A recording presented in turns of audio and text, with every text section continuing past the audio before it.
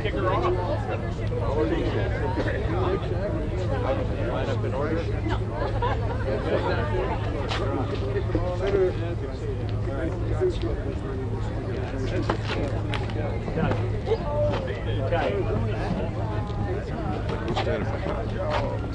All right. Morning, everybody. Thank you for coming. It's great to be here today to celebrate the reintroduction of our Ships for America Act.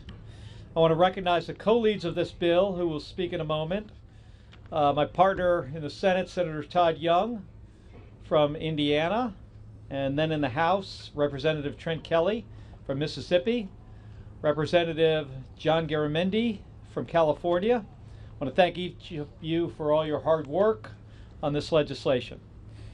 We've also got a lot of folks here who worked on this bill with us who are going to be very critical to making it a success. You'll hear from a few of them, but I want to thank everybody for coming and being such an important part of this effort. Now, we've got the people here who build ships and produce the materials that go into them, including the Shipbuilders Council of America, the Steelworkers Union, the American Iron and Steel Institute, and the Alliance for American Manufacturing. We've also got the men and women who will at times spend months away from their friends and family serving aboard U.S. flagged vessels as merchant mariners, literally ensuring that ocean-going trade can happen. And we've got representatives from the institutions that are going to help deliver the workforce that we need, including the Great Lakes Maritime Academy and Texas A&M, and my alma mater, the United States Merchant Marine Academy. It's been about 40 years since I spent a semester at sea as a midshipman. I was on ships going to South America, to Europe, through the Indian Ocean to the Middle East, and also to Japan. And a lot has changed since then, not all of it for the better. There are currently 80 U.S. flagged vessels in international commerce. Do you know how many China has? So we have 80, China has 5,500. And they're building a lot more every single year. And the United States commercial maritime industry cannot keep pace with China's shipbuilding and maritime fleet, and it's driving up costs, and it is threatening our national security. It means that so many of the products that get shipped to American ports that are then put on trains and trucks and sent to stores everywhere from Arizona to Indiana are on Chinese ships built with subsidies from the Chinese government and at a price set by Chinese companies. So that's why today we're reintroducing the Ships for America Act, which is, without a doubt, the most ambitious effort in a generation to revitalize the U.S. shipbuilding and commercial maritime industries and counter China's dominance over the oceans.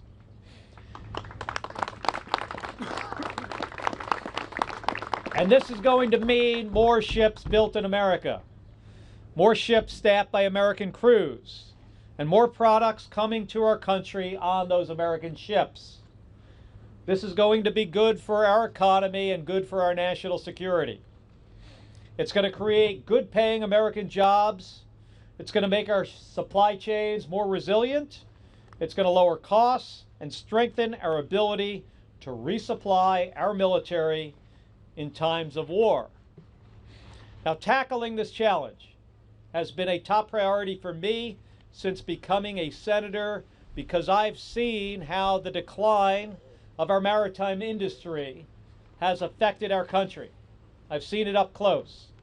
And I know how China's dominance over the oceans impacts my constituents in Arizona, but also everybody across our nation. Now, I'm glad that my colleagues in Congress, both Republicans and Democrats, in the House and in the Senate and in the administration, see this challenge too and are now ready to actually do something about it.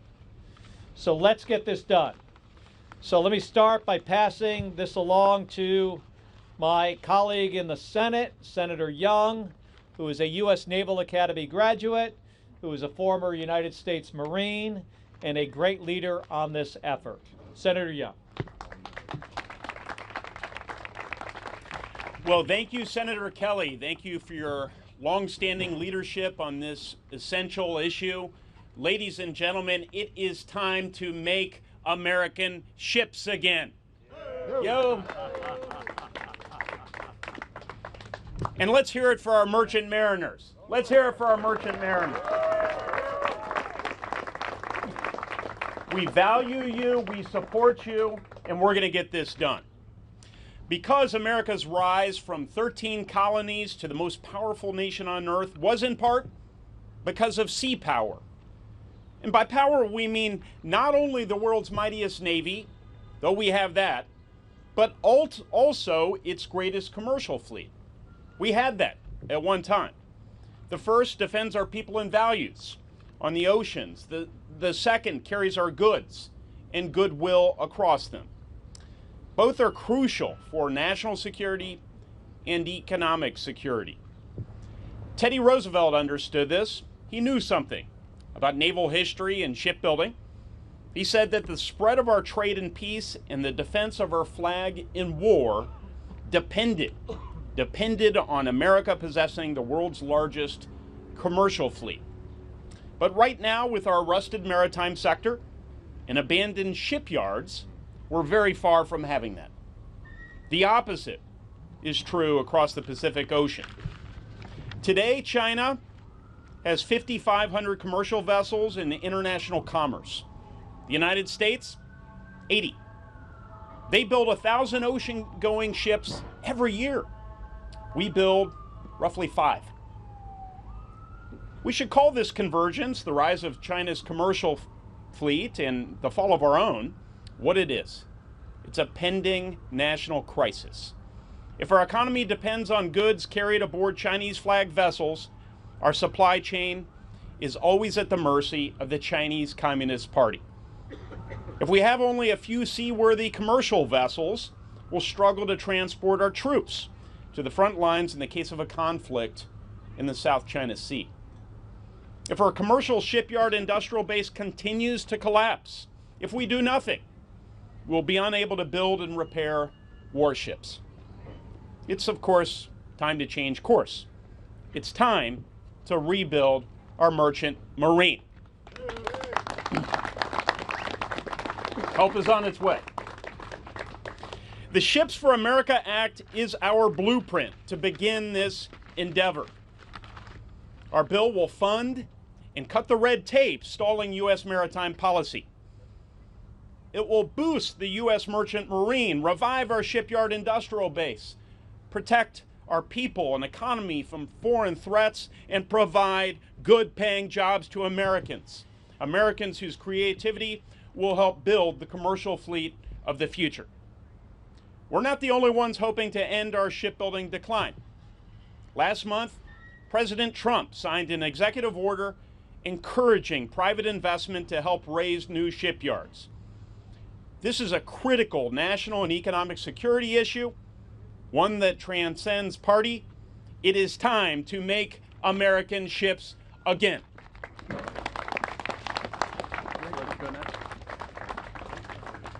Next up will be Congressman Garamendi, one who has shown great leadership on this issue. Thank you, Senators. Really appreciate working with you. We're going to do this. We're going to make it in America again. It's a policy that all of us have been working on for a good long time. We're going to bring jobs back to America. We're going to bring jobs back to our shipyards, shipyards that were once derelict. In California, the Mare Island Shipyard was shut down, the oldest naval base on the West Coast. It was shut down. It's going to be revitalized. It's already on its way. We're going to make jobs all across this nation, in the steel industry, in the shipbuilding industry. This is the most comprehensive piece of legislation dealing with the American maritime industry ever introduced. It covers all of the subject matters that are necessary, all of the supply chain, all of the parts, the steel, the engines that are going to be built in the upper Midwest, the steel that's going to be produced, some of it in California and a lot of it in the Midwest. It's jobs coming back to America. And on the ships, we will see these young men and women, and maybe not so young, that are going to be back on the ships in the future. It can be done. It will be done. The Rosie the Riveters during World War II said, let's get it done. And that's exactly what we're going to do today. We're going to make sure that there is cargo on those ships. If cargo is king, it's part of this legislation. If it's the workers, if it's the men and women that need to be trained to be on the ships, that's going to happen because the maritime academies across this nation will be funded. They will be, their services will be increased, and the multi-mission ships, the fifth is now being built in Philadelphia. It's going to wind up at the Maritime Academy in Vallejo. And I know the other maritime academies have also received those ships. It's all of the pieces of the puzzle. It's the most comprehensive maritime improvement legislation ever introduced. And it didn't come about because we wished it. It came about because of the hard work of our colleagues in the Senate and in the House. I want to shout out to Mike Walsh, who decided he ought to go over to the administration and the National Security Agency. Good work there. But Mike's work early days in putting this together, the legislation, was profoundly important. And his support in the White House continues along that way. All of them. You see here just a small portion of the people that have been working on this legislation. Even yesterday, some final pieces of legislation were written so that we can all come together to make this happen. We will get it done. We will follow the Rosie the Riveters that said, let's get it done. That's exactly what we're going to do. And it's going to take all of the support that you see here to make it happen. Every piece of it is in this legislation. And it didn't just happen because we wished it. It happened because of a lot of hard work over more than a decade. Individual pieces of the puzzle have been in play all along the way.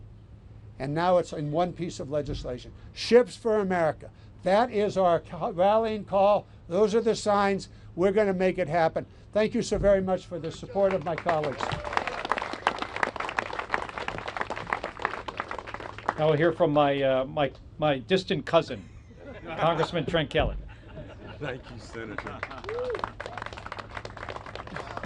You know, what you're seeing here today is a revitalization and a reemergence of us as the greatest maritime nation in the world. And it's got to be public, it's got to be private, it's got to be in the House and the Senate and the administration. If we want to get back to our roots and the thing that made us the greatest nation in the history of the world, we have to get back to being the greatest maritime nation in the world. And I can speak about the past. We've been there, so we know how to do it, and not that much atrophy is set in.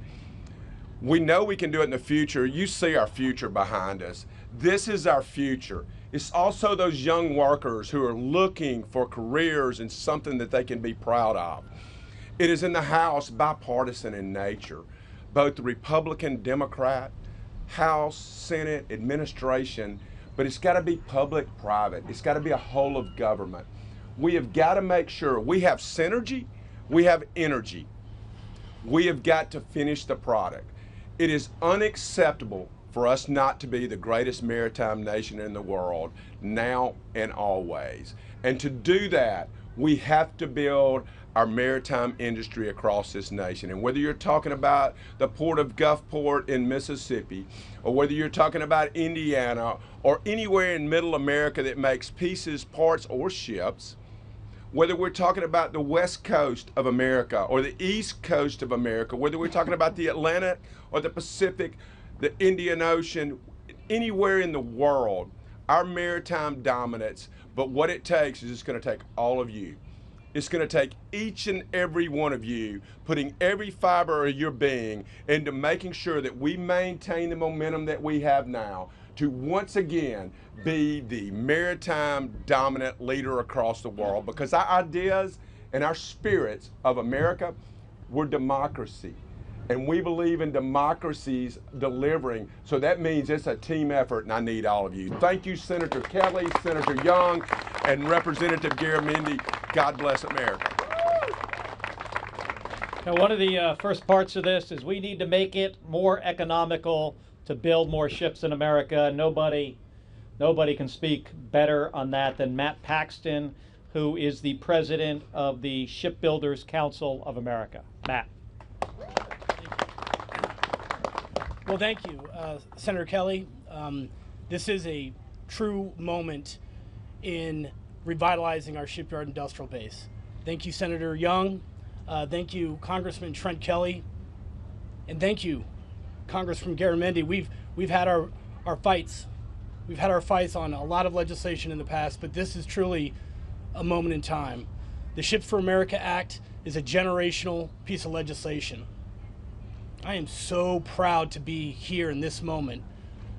Our patriots that work in our shipyards are absolutely essential. They're national security assets. And this legislation is going to double down on the investments made in our shipyards, in our facilities, in our people. And I couldn't be more proud to be standing at this moment in this time, truly bipartisan, truly bicameral, and just down the street at the administration with an office of shipbuilding. This is a moment that we must seize. And the men behind me and all the Merchant Marines, I am so proud of this moment. God bless America. Thank you, Matt. The Ships for America Act has the support of many unions who understand, maybe more than anybody else, how this is going to improve the lives of hardworking Americans. So I'd like to introduce a graduate of the U.S. Merchant Marine Academy from the class of 2019. Kings Point is my alma mater, so it gives me great honor to introduce Chief Mate Elizabeth Levi, member of the Organization of Masters, Mates, and Pilots. Thank you, Senator. I'm Elizabeth Levy, a Chief Mate, proud union member of Masters, Mates, and Pilots, and a proud graduate of the United States Merchant Marine Academy in Kings Point, New York. I started my career as a professional mariner 10 years ago. My career has taken me globally as well as in our backyards. I've sailed on commercial container ships, bulk carriers, on the Great Lakes, and on military prepositioned ships sailing on U.S. flag vessels domestically and internationally. I serve as a lieutenant in the United States Navy as a strategic sea lift officer. I'm proud to stand here today as a professional mariner, a proud union member of Masters, Mates, and Pilots. I'm grateful to have a job which has allowed me to see the world and connect each and every one of us with global goods and serve my country. My job has allowed me to make a good living, to be able to pursue the American dream, to buy a house and invest in my community and my future. I'm thankful to work in an industry that rewards a strong work ethic and being a good shipmate. Yet, despite these things and the opportunities that working as a professional mariner have afforded me, there are not enough of us, and there is a mariner shortage. Why is this? As with all things, there are many layers that contribute to this, whether it is the hurdles to gain, renew, and maintain credentials, or the crumbling state of the United States Merchant Marine Academy, which is in desperate need of infrastructure revitalization, or the dwindling amount of U.S. flag vessels for American mariners to sail on. I currently sail as a civilian mariner on Army prepositioning ships. These vessels carry critical equipment to support our nation's defense needs abroad. This job places professional mariners like myself in harm's way. The same is true for all of us who sail on ships in the U.S. fleet, whether it is serving on a defense mission or those on commercial container ships having missiles launched at them in the Red Sea. This is why Americans Merchant Marine is called the fourth arm of defense and often the forgotten one. We are ready, willing, and able to answer our country's call and to respond as American mariners have always responded to support American troops deployed anywhere in the world. Professional mariners like myself are sailing 24/7 globally on every ocean and waterway, performing work that is critical to our nation's security, defense, and economic needs. The American Merchant Marine has been essential since the birth of our nation and through every conflict. The U.S. Navy was actually created to protect U.S. Merchant Marine ships. This is why I'm happy to be here today to endorse the Ships for America Act, both as a professional mariner and on behalf of my union Masters, Mates, and Pilots. This law will revitalize the U.S. maritime industry. It will make our country stronger by increasing the size of U.S. flag fleet, and most importantly, it will incentivize shippers to use U.S. flag vessels to carry a greater share of America's foreign trade. An incentive that provides more jobs and opportunities to U.S. mariners like myself, jobs which can support a family. Without cargo, ships don't sail and mariners don't work. More American ships means more jobs for U.S. mariners. Mariners who will step up to serve in times of peace and in times of war and other national emergencies. The Ships for America Act will rebuild the U.S. Merchant Marine Academy, one of our nation's 5 federal service academies. USMMA graduates 80% of the U.S. Navy strategic sea lift officers, those officers who are service obligated to command vessels during times of conflict. The Ships for America Act is an exciting piece of legislation. It will attract more young people to our critical industry. It will help retain those who have given their whole lives to this profession. It will help create and support jobs for American mariners, ensuring that our country has the maritime manpower needed to protect and enhance our nation's economic and military security. It will allow our nation to revitalize our maritime industry. Invest in our professional mariners who have a skill set that is so desperately needed in today's global political space, where a maritime conflict is just one event away at any moment. The time to invest in our nation's maritime strategy and dominance is now. And in the interest of our country's national security, defense, and economic needs, I urge Congress to pass it. Thank you, Elizabeth. And I think as of today, the U.S. Merchant Marine is not forgotten anymore. And finally, it's a personal privilege of mine to have somebody I know really, really well. He's a former astronaut. One of the very few people I have flown in space with more than once.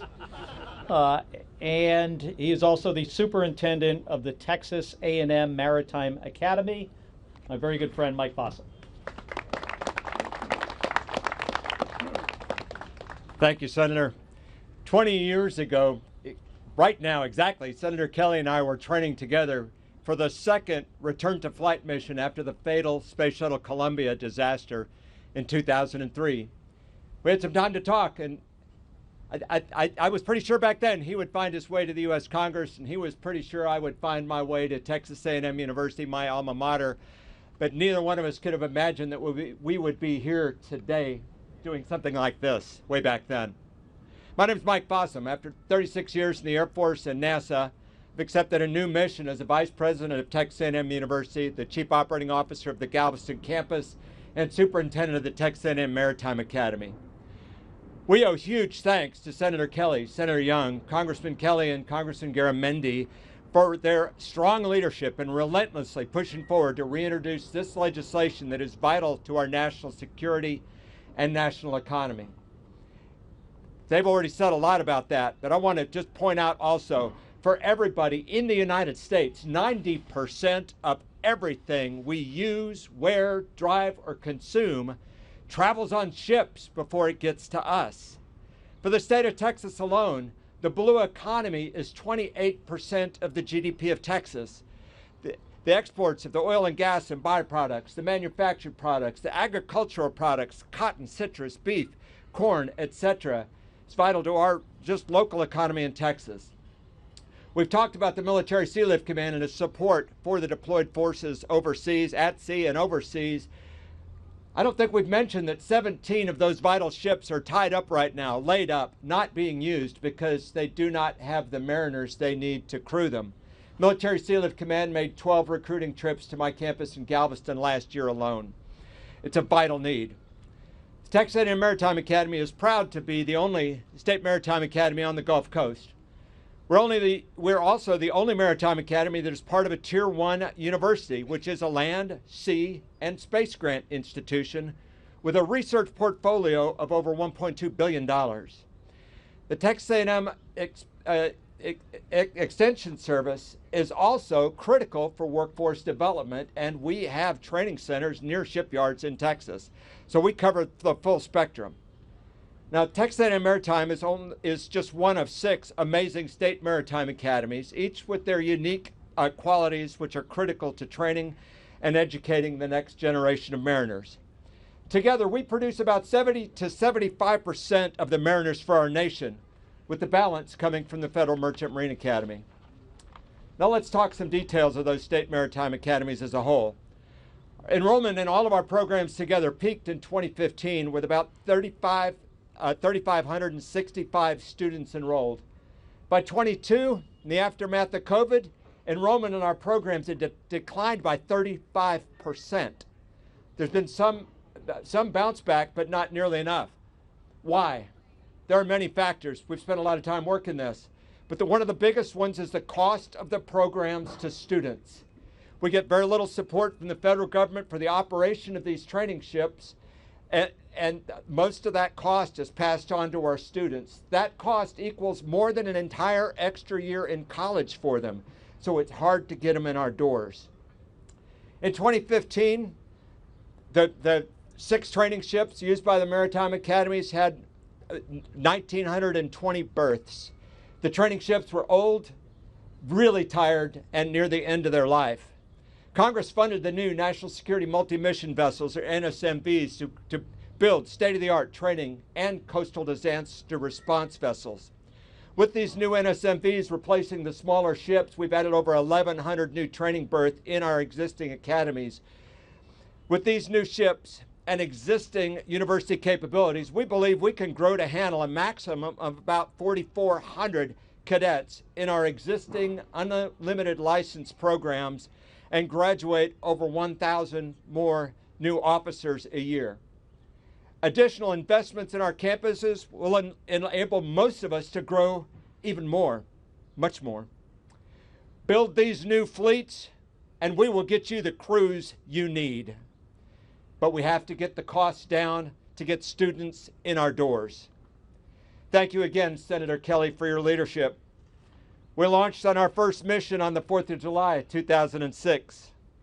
It appears, sir, we're on another mission together to serve our country.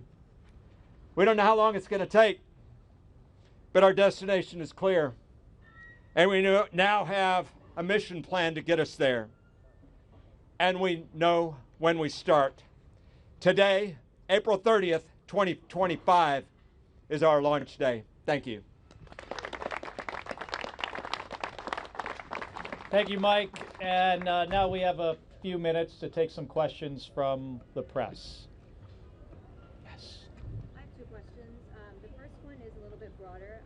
Tenets of the original Ships Act were included in the executive order that President Trump sent out to bolster shipbuilding. The press release that you guys put out talks a lot about momentum building behind this. Is that because of sort of the executive branch sign-off of a lot of these provisions, or what else is happening behind the scenes? The question was about momentum. Was it connected with the executive order from the White House on shipbuilding and the fact that there are some things in the executive order that apparently come from our Ships for America Act? I would say, yeah, of course. I mean, to have an administration that's behind a significant piece of legislation is helpful, and it's a lot of momentum.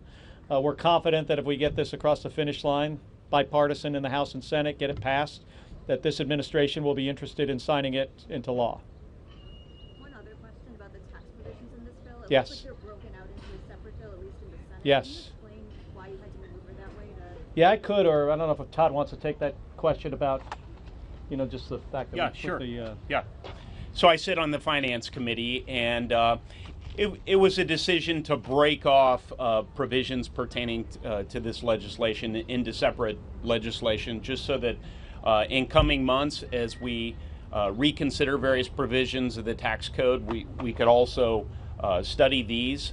Most of these provisions, however, fall outside of the general focus of the committee right now, so it made a lot of sense for us to have a separation of labor. We thought that this approach would facilitate faster passage, and since President Trump and the White House, in addition to bipartisan supporters here in Congress and so many stakeholders, are really emphasizing the importance of speed, as is our new Secretary of the Navy, who sees complementary efforts between this maritime initiative and his leadership, which will be required to rebuild the U.S. Navy. We wanted to do whatever we could to expedite the process. Let me Go ahead.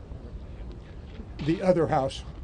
The legislation is comprehensive. It covers at least 8 different committees in the House of Representatives.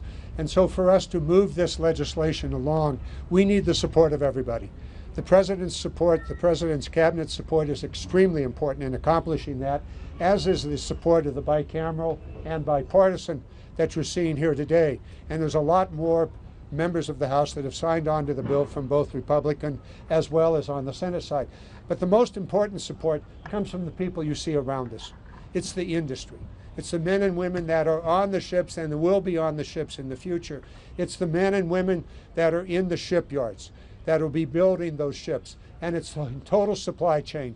I mentioned the engines built in the upper Midwest. All of that support is now focused on this legislation. And as we work through the normal processes of the legislative in the House and the Senate, we will fast track many of these issues through the committee because of the broad support that exists. It's not going to be easy. It's going to take a lot of work, and all of us, Senate and the House, we're dedicated to make this happen. This didn't happen in 1 year. This has been at least a 20-year process, 15 years for me, and I know for Mark and the others, similar number of years out ahead. It's all come together in the Ships for America Act. Senator Kelly, I'm interested to hear you say that this legislation could bring down the cost of shipping. Everybody I speak to, the companies that use shipping, that will have to use more American-built ships, American-manned ships, they say it's going to push up the cost of shipping, and they don't like efforts like this because of that. Can you explain how this bill will reduce the cost of shipping for the exporters in this country? Well, first of all, I don't agree with that analysis, right? So the idea here, there are incentives in here, tax incentives and others, to make it cost effective for companies to ship goods on U.S. vessels. Without the right incentives, you're not going to compel somebody to use an option that's more expensive. So we've spent a lot of time and effort on all aspects of this industry to bring down the costs, and to do that, you got to provide cargo preference incentives to put cargo on U.S. ships, and that's in the legislation. Could I add to that? Yes. I thought Senator Kelly did a good job addressing one dimension of the cost at sort of the consumer level. But there's another type of cost this, of course, is designed to address, and that is economic and national security costs. We have done a really bad job in recent histories in incorporating an economic and national security premium into the goods and services that we value. We saw this with semiconductors. In that case, we had a geopolitical or a natural event, a pandemic, interrupt supply chains, highly distributed supply chains. Not a geopolitical event, although in recent weeks we've seen interruptions of critical minerals which go into that supply chain. That's an illustration of, and then we saw massive increases, spikes in the cost at the consumer level that redounded throughout the economy. You couldn't even go to Walmart and get a toaster for a period of time because we didn't have access to sufficient supply of semiconductors. That's a cost. That's a cost on our economy. So this is an insurance policy and a national security investment, just as we make all kinds of other national security investments in the future. We can no longer continue to be over the barrel every time we want to ship a good from here to there, asking our chief adversary, the Chinese Communist Party, Mother, may I use these ships? That's an untenable position, a very costly position to be in. Senator, you opened the China issue. Anyone that studies the cost of shipping, the cost of shipbuilding, needs to recognize that, yes, it's been expensive in America. If we are able to increase the ability of America to build ships, those costs will come down, and my colleagues have spoken to that. The other side of the equation is, what is China doing? What is the Chinese Communist Party doing to build its shipping industry? enormous subsidies in every single step along the way to build a ship. Those subsidies are found in the shipyards themselves, in the ability of China to build modern shipyards, and in every part of the ship. And it doesn't stop there. It goes on into subsidizing the actual cost of the operation of the ship. Those subsidies have put China in an extraordinary advantageous position. And so as we look at the cost of shipping, please keep in mind that the Chinese Communist Party has subsidized its shipping industry in the construction and in the operation of the ships, and we're up against that. This legislation addresses every single one of the factors that will allow America to be competitive in that marketplace. All right, folks, thanks for coming. A few of us will hang around for a little bit, but really appreciate everybody being here. Senator Kelly, thank you for being here. Thank you.